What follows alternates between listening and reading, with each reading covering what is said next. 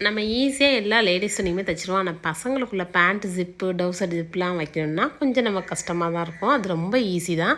இப்போ பாருங்கள், அந்த ஜிப்பு போன பேண்ட்லேருந்து மேல் சைட்லேருந்து ஜிப்பை மட்டும் தனியாக பிரித்து எடுத்துக்கலாம். அது வந்து லேசாக அப்படி இழுத்து விட்டாலே வந்துடும்.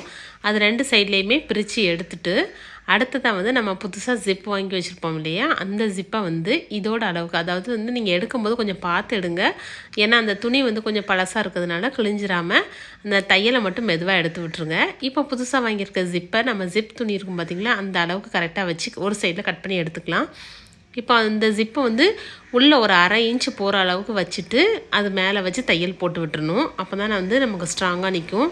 கொஞ்சமாக ஜிப்பு உள்ளே விட்டிங்க அப்படின்னா அது வந்து டக்குன்னு வெளியே வரதுக்கு வாய்ப்பு இருக்குது. அதனால் ஒரு 1/2 இன்ச் அளவுக்கு உள்ளே விட்டுட்டு அதுக்கு மேலே ஒரு தையல் போட்டு அப்படியே ஜிப்போட ஒரு சைடையும் வந்து பேண்ட்டோட அந்த ஒரு சைடில் வச்சு நம்ம தைச்சி எடுத்துக்க போகிறோம்.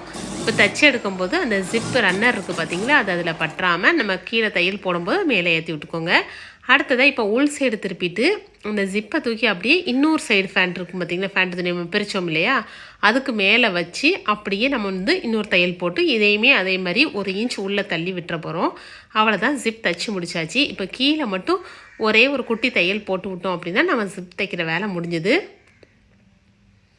இப்போ பார்த்தீங்கனாலே தெரியும், டக்குன்னு ஒரு 5 நிமிஷம் வேலை கூட இல்லை, நம்ம வந்து முடிச்சிடலாம். இப்போ ஃபேண்ட்டை அப்படியே நம்ம வெளி சைடாக திருப்பி போட்டுக்க போகிறோம். போட்டுட்டு அந்த கீழ் சைடு இருக்குது பார்த்திங்களா, நம்ம பிரித்து விட்டோம் இல்லையா, அதில் வந்து ஒரு சின்ன தையல் போட்டு விட்டோம் அப்படின்னா ஓகே ஆயிரும். இப்போ லாஸ்ட்டில் வந்து எட்ஜில் வச்சுட்டு நம்ம வந்து ஒரு குட்டி தையல் போட்டு விட போகிறோம். அவ்வளோதான், நம்ம வந்து ஜிப் தைக்கிற வேலை முடிஞ்சுது. இந்த வீடியோ உங்களுக்கு பிடிச்சிருந்ததுன்னா மறக்காமல் ஒரு லைக் பண்ணிவிட்டு நம்மளோட சேனலையும் சப்ஸ்கிரைப் பண்ணிக்கோங்க. தேங்க்யூ.